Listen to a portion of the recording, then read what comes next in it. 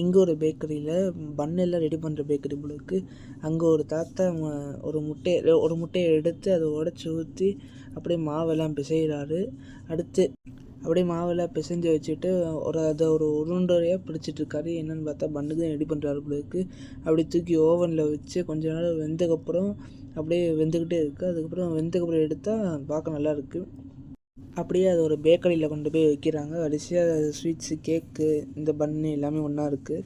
அப்புறம் கஸ்டமர் வந்து ஒரு பன் சூஸ் பண்ணுறாங்க. அதான் இந்த உயிர் இருக்க பன்னு பிள்ளைக்கு. அதான் என்னை எடுங்கன்னு சொல்லி எல்லா பன்னு தப்புதா. இது யாரை தான் எடுக்க போகிறாங்கன்னு சொல்லிட்டு பார்த்தா அங்கே ஒரு ஆள் ஒரு பன்னை சூஸ் பண்ணுறாரு. அது சூஸ் பண்ணப்போ அது என்ன தான் பண்ணுறாங்க அந்த பன் அப்படின்னு ஆர்வமாக பார்த்துட்டே இருந்தால் கபக்குன்னு எடுத்து வாயில் போட்டுக்கிறாங்க, சாப்பிட ஆரம்பிச்சிடுறாங்க. இதுக்கு மூஞ்சியே மாறிடுது. என்னடா அப்போனா இவங்க செத்து போயிட்டாங்களா, அப்போ நம்மளும் இப்படி தான் சாக போகிறோமான்னு சொல்லிட்டு பார்த்தா வரிசையாக ஒரு கஸ்டமராக வந்து ஒரு பன்னையாக சூஸ் பண்ணுறாரு. அப்படியே இந்த நம்ம பண்ணுக்கிட்ட வரும்போது அப்படியே பன்னு கெட்டு போன பன்னைக்கு முழுக்கத்தை வச்சுக்குதா. அதனால் அவங்க வேறு பன்னு சூஸ் பண்ணிட்டு போயிடுறாங்க. அப்படியே இதுக்கு கொஞ்சம் பரவாயில்லாமல் நிம்மதியாக இருக்குது. அப்பா அப்படின்னு சொல்லிட்டு பண்ணுது.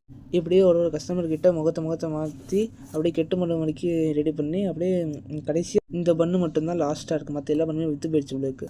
அப்போ அந்த ஓனர் வந்து பார்க்குறாரு, இன்னும் ஒரே ஒரு பன்னு தான் இருக்குது, சரி நம்ம எடுத்து சாப்பிட்லான்னு சொல்லி கையில் எடுத்து அவரும் சாப்பிட ஆரம்பிக்கிறாரு. பொறுமையாக இவர் சாப்பிட்டு முடிச்சக்கப்புறம் இந்த அவர் முகத்தில் சந்தோஷம் வருது.